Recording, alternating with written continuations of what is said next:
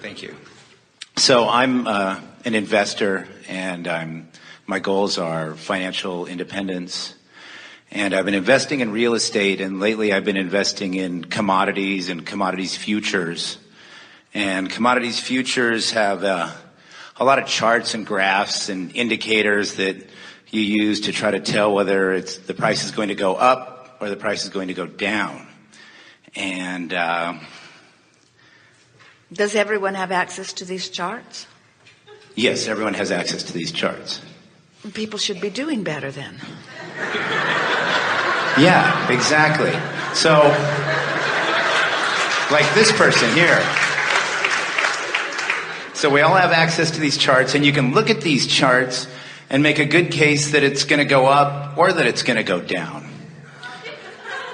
So I thought you might be a good person to ask for a little bit of help in figuring out whether the charts are going to go up or down. Yes. Thank you.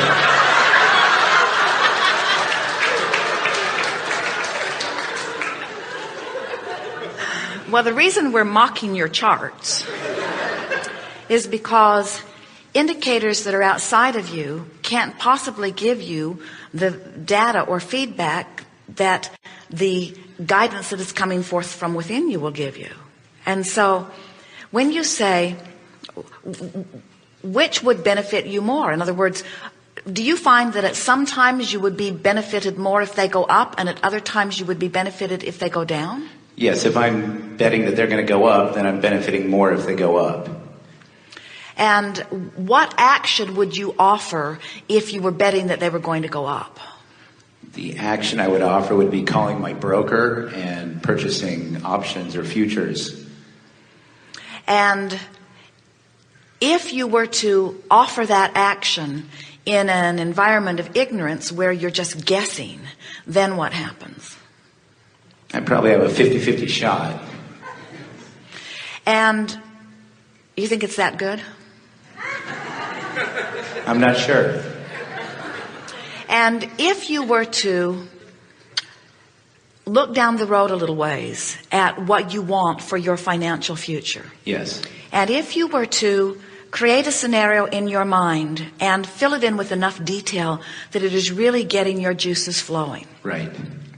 And if in doing so, you recognize that all that high-flying emotion that you get in your visualization means that you're not bucking the current, that all of the time that you were trading and winning and trading and losing and trading and winning and trading and losing, that you were creating a financial escrow that is yours, that has your name on it, that source is tending to and calling you towards. So as you realize that your experience in the market and otherwise, but in the financial world, that your experience has caused you to create something that is in the process of becoming, and that in this moment, as you are visualizing down the road, that your visualization isn't what is now making it happen, because it was your life experience that made it happen in terms of vibrational escrow. In other words, do you get it that when you ask, that's when it's done? Or do you still think it's not done till it ends up in your bank account? Which is it? Do you think Fred's done? Do you think that you've done your work on Fred and Fred is done? Or do you think that work is still being done?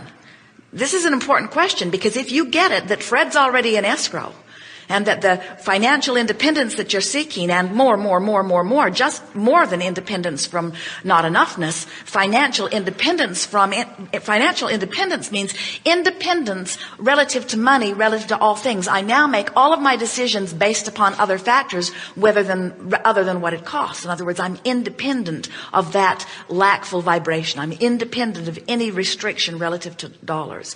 Whatever my mind can conceive, my dollars are there to support. That's financial independence, you see.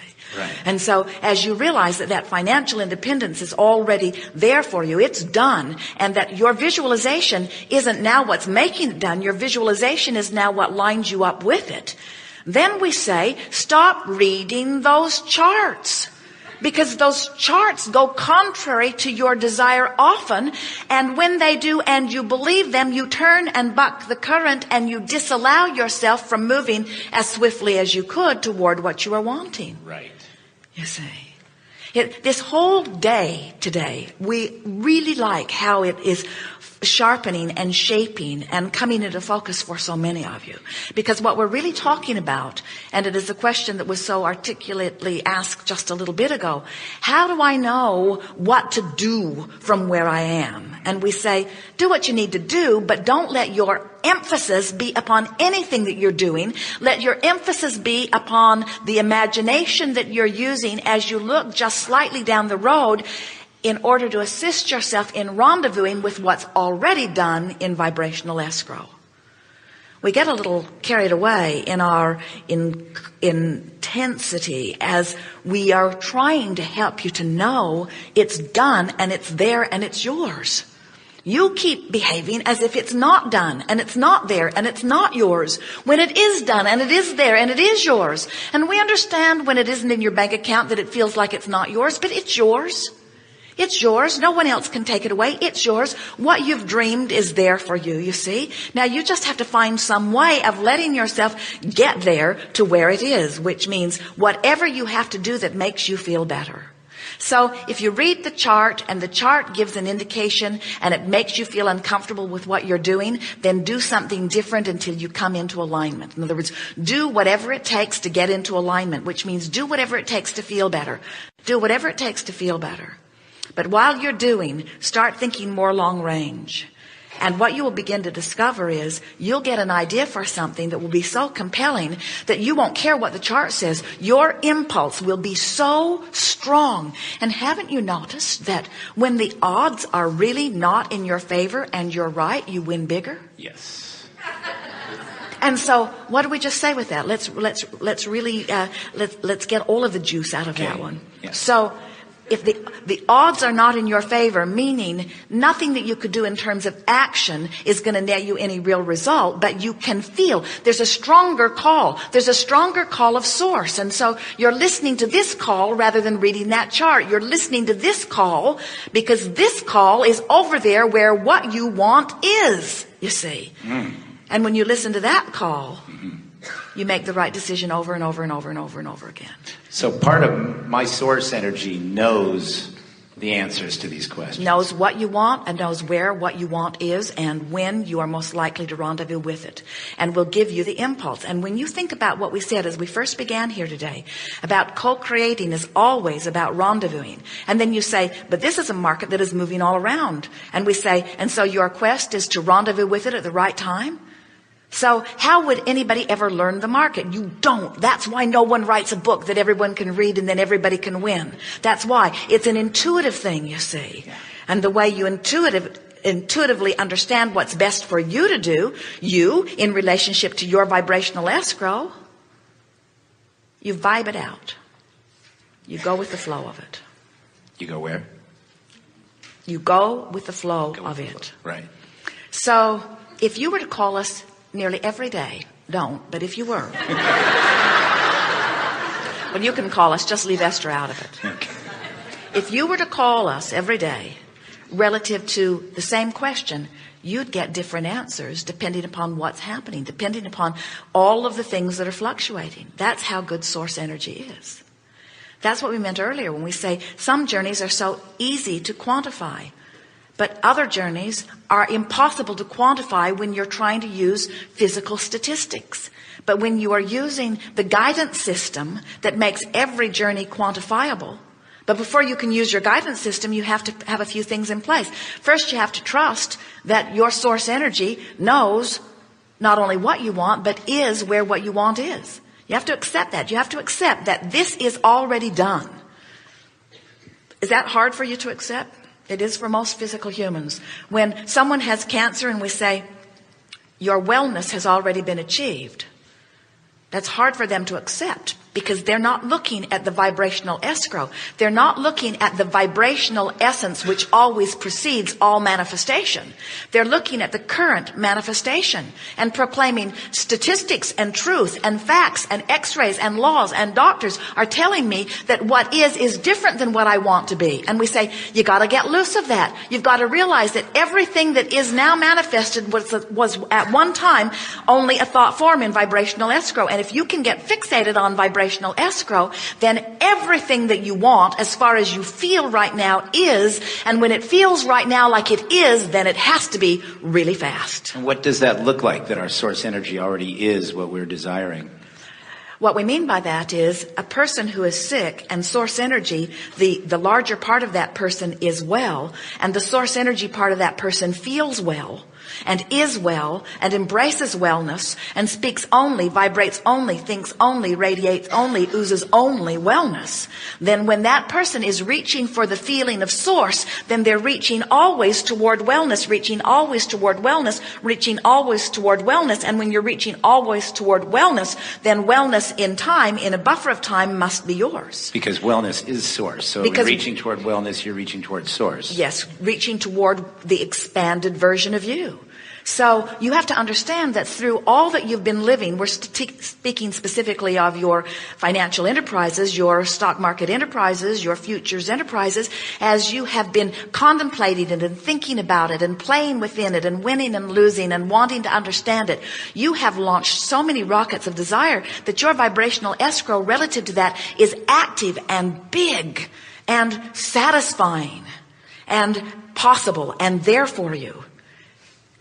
But you got to feel your way to it. And anything that feels like struggle is going in opposite direction. So when you feel confused, when you feel not sure, when you feel disappointed, when you feel afraid, when you feel uneasy, that means you haven't let go of control and you're not letting the stream take you. And that's why we say you have to develop this attitude of trust. And it doesn't come easily. You have to sort of teach it to yourself through trial and error. You have to think and feel and think and feel and think and feel. And then notice what that thought and feeling is netting you in terms of manifestation.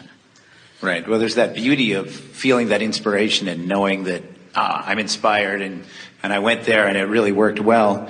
And then there's the flip side of it, which is the frustration of the lack of the inspiration. But the thing that we want you to realize is that that flip side and lack of inspiration is only a choice of a thought that you're making. This is the thing that we want you to try to separate your action journey, which is what I do today, from your inspired journey, from your vibrational journey. That's what Esther finally got when they were 3 hours from being where they would have to face whether the car would hook up or not. They were 3 hours from it. And there was a strong likelihood that it was going to give them trouble because it had been giving them trouble. The last several times they've hooked it up, it hasn't been going in easily. And so their belief based on fact and based upon reality gave them the expectation that it probably wasn't going to go all that well. But suddenly Esther realized that that expectation was still something that was about a future experience. And she had 3 hours that she could dream differently. Now, she might dream differently for 3 hours and Jerry might still have to crawl under the car. But at least during those 3 hours, she dreamed differently. And what she set up beyond that manifestation is different now because of those 3 hours she dreamed than if she had for those 3 hours faced reality. You see what we're getting at? Can you feel the difference? When you get out there in advance, when you start allowing yourself to rendezvous out there in advance, rather than right now, this red hot minute where I've got to deal with what I've got to deal with, that's where all of your power is, you see. When your toe is throbbing, it's harder to think about a healthy foot. But if between the throbs you can get a glimpse, between the throbs you can get a glimpse, between the throbs you can get a glimpse, it will throb less in time. And the less it throbs, the easier it is to imagine not only a healthy foot, but a healthy everything, you see. Mm-hmm. Yeah, I see for myself that I always want to act a little bit too soon instead of letting it manifest a little bit more. Well, your impatience could be described as eagerness, but more often what we see in impatient impulses like that is a belief, an unwarranted belief in the power of action and a misunderstanding of the leverage of advanced thought. A misunderstanding of the leverage of advanced thought. Oh, there is so much power in imagination. There's so much power in finding a picture in your mind's eye that makes your heart sing and then just staying with it and milking it and milking it and milking it. Letting that be the focus of attention that your airtime, your current projection of thought, your current radiation of your vibration, your current radiation of your vibration that law of attraction is responding to. In other words, when you let the thought that you have conjured be more frequent than the reality that you are observing, now you are a powerful creator. Because someone who just observes what is, just radiates what is, and law of attraction responds to what is and gives them more of what is, and then they say, my life doesn't change. We say, your life can't change if you're only observing. You've got to get out there in advance of what is and start imagining in more of a free-flowing way. And when you do, everything shakes loose and you begin to receive evidence, manifestation of what you've been asking for. Leverage in thought. Not much power in action. So and think about what we've talked about here today. Our friend sees a rabbit and does everything he can think of doing in this moment to keep from running over it, but still runs over it because action is limited. You're going to live out the results of the energy that you flowed before. So what are we saying? So you flowed it and now you're living it. And if you're just observing what you're living, then you're flowing more that you're living and flowing more that you're living and flowing more that you're living. But if you flowed it and now you're living it, but you're wise enough not to let what you're living get your undivided attention, and you selectively sift from what you're living the parts you like and fill in the details with imagination, now you flowed it and you're living it, but you're modifying it and you're flowing it. And you're modifying it and you're flowing it and you're modifying it and you're flowing it. And now you're living differently. Now you're living differently. And you're modifying it and you're flowing it, but you're living differently. Right. It just gets better and better and better and better and better. And then you can clear the rabbits 500 yards down the road. You can clear everything out of your path. You can clear everything that you do not want. But here's the tricky thing. When you try to clear something from your path, you put it right in your path. Because you're focused upon that thing you wanted to get rid of. So your imagination, when you base it upon the way you feel, is about identifying and then locking on to the signal of what makes you feel good. Right. And as you do that, because everything that's in your vibrational escrow, the source is tending to, is that stuff that you want. It's all that downstream. So you can have negative or positive things in your vibrational escrow. Whatever you've been thinking about is there, but the difference between the things that are there that you want and the things that are there that you don't want is that Source, who is the vibrational embodiment or disembodiment, if you will, the vibrational essence of everything that you want, is there calling you only toward that. So positive emotion always means you're moving toward what life has caused you to become, what life has caused you to ask for.